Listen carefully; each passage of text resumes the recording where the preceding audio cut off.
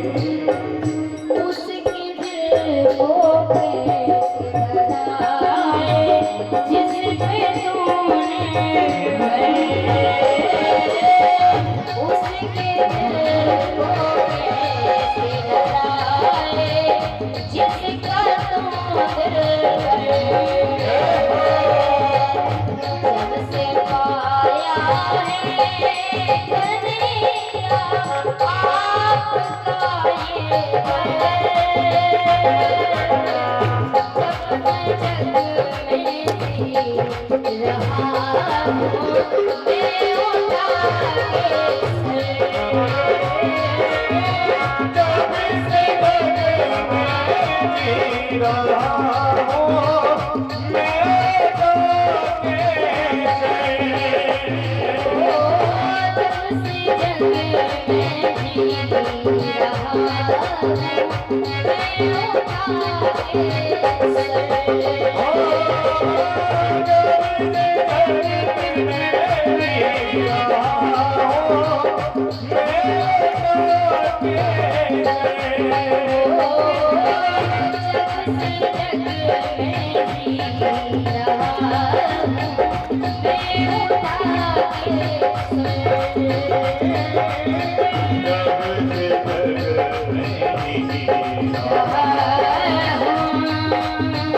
मैं उठा के शय। बोलिए वृंदावन बिहारी लाल की जय। तुम्हारा आगे की कथा आती है, जैसे कि कल कौन सी कथाएं श्रवण की थी, कौन कौन आया था कल वाले हाथ उठाओ।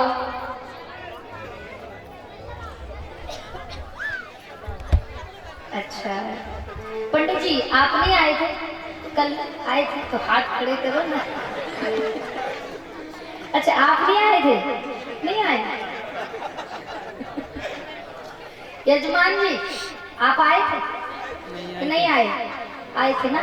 हाँ तो फिर बताओ कल कौन कौन सी कथाएं श्रवण की थी। हाँ अपन आमने सामने बैठे थे ना। बताओ कि फिर नृत्य किया तो भूल गए, भूल गए। हाँ जी काम बढ़िया है। याद नहीं रखना चाहिए। अगर तुम लोग याद रखोगे तो फिर हम दूसरी जगह जाएंगे तो फिर क्या कथा सुनाएंगे। इसीलिए हमारी कथा हम ही को लौटा के दे दिया करो, क्योंकि तुम्हारे काम में तो आने वाली नहीं है। कल तुम्हारे काम आती है कथा? आती है। हाँ तो फिर बताओ कल कौन कौन सी सुनी थी?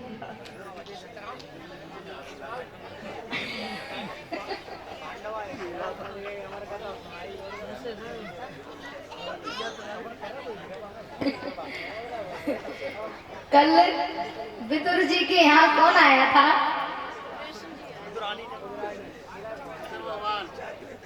भगवान जी आए थे कि नहीं आए? आ गए थे। हाँ तो ठीक है। नहीं मैंने सोचा कहीं रास्ते में तो नहीं रह गए कहीं। हाँ वही तो आ गए। अच्छा ठीक है। बोले वृंदावन बिहारी लाल की। तो महाराज क्रमबद्ध आगे कथा आती है। कपिल देव जी का जन्म आता है। श्रुति महर्षि दीनस्य श्रावितं कृपयां मुने प्रिय वृत्तोत्तान पादो स्वस्य दुहितां मम। श्री वेदव्यास जी महाराज आगे की कथा का वर्णन करते हैं कि एक दिन मनु महाराज, जिन्होंने मनु महाराज और शत्रुपा महारानी ने मिलकर के ये मैथुनी सृष्टि का संचार किया था, ये वही मनु महाराज हैं। एक दिन मनु महाराज अपनी पुत्री देवहूति को लेकर के और कर्दम ऋषि के आश्रम पधारे। कर्दम ऋषि के आश्रम पधार करके कर्दम ऋषि ने स्वागत सत्कार किया राजा का। कर्दम ऋषि ने पूछा, राजन आपका आने का क्या कारण है, क्या तात्पर्य, किस उद्देश्य से आए हैं? मनु महाराज ने कहा, महाराज मैं यहाँ पर इसलिए आया हूँ, अपनी कन्या को साथ लेकर आया हूँ। मैं सिर्फ यही आग्रह लेकर के आपके पास आया हूँ कि आप मेरी कन्या से विवाह कर ले। कर्दम ऋषि बोले, महाराज मनु मैं विवाह तो कर लूंगा, लेकिन मेरी शर्त है। क्योंकि जो कर्दम ऋषि हैं उन्हें भगवान ने वरदान दिया है कि एक समय आने पर मैं तुम्हारे यहाँ आकर के अवतार लूंगा। तो यही बात आज कर्दम ऋषि को याद आ गई। वैसे कर्दम ऋषि ने मना किया कि मुझे विवाह नहीं करना है। मनु महाराज ने कहा, महाराज मैं विशेष आग्रह कर रहा हूँ, आप मेरी कन्या से विवाह कर लो। कर्दम ऋषि को याद आया, भगवान ने मुझे वचन दिया था, शायद वही समय आ गया हो। अगर मैं विवाह नहीं करूंगा तो फिर भगवान अवतार कैसे लेंगे मेरे यहाँ आकर के? कर्दम ऋषि ने कहा, मनु महाराज तुम यदि ज्यादा आग्रह कर रहे हो तो मैं विवाह कर लूंगा, लेकिन मेरी एक शर्त है। मैं संत हूँ, बाबा बैरागी हूँ, आपकी कन्या महलों की राजकुमारी है। यदि तुम सोचो कि मैं तुम्हारी कन्या को, राजकुमारी को सुख दे पाऊँ तो सुख नहीं दे पाऊंगा, क्योंकि मैं महलों में रहने वाला नहीं हूँ। मैं तो जंगल में रहता हूँ, भगवान का भजन करता हूँ। अगर समाधि में लीन हो गया तो क्या पता कितने वर्ष बीत जाएं और तुम्हारी कन्या का जीवन यूं ही बर्बाद हो जाएगा। इसलिए सोच लो कि आपको विवाह अपनी कन्या का हमारे साथ करना है या नहीं करना है। कोई अच्छा सा राजकुमार देखते, उसके साथ विवाह करते अपनी कन्या का। मनु महाराज बोले, नहीं, मुझे तो आप ही के साथ अपनी कन्या का विवाह करना है। कर्दम ऋषि बोले, मेरी एक शर्त और है। बोले, क्या? एक संतान के होते ही मैं जंगल में प्रस्थान कर जाऊंगा। एक संतान के होते ही। मनु महाराज ने कहा, ठीक है, मुझे आपकी हर एक शर्त मंजूर है, लेकिन आप मेरी कन्या से विवाह कर लो। कर्दम ऋषि ने कहा, ठीक है, मैं कर लेता हूँ। विवाह स्वीकार किया। कर्दम ऋषि के साथ मनु महाराज की कन्या देवहूति का विवाह संपन्न हुआ। मनु महाराज अपनी कन्या को कर्दम ऋषि के पास छोड़ करके अपने महल वापस जाते हैं। विवाह होने के तत्पश्चात ही कर्दम ऋषि जो थे समाधि में लीन हो गए। कई वर्ष बीत जाते हैं, लेकिन कर्दम ऋषि समाधि से जागते ही नहीं है, समाधि टूटती नहीं है। और आज मनु महाराज की जो कन्या है देवहूति, विवाह के तत्पश्चात हर एक कन्या का, हर एक स्त्री का सपना होता है कि हमें हमारे पति से तमाम प्रकार की सुख प्राप्त होंगे।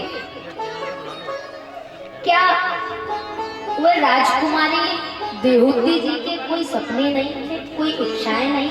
सबकी इच्छाएं होती हैं, सबके सपने होते हैं।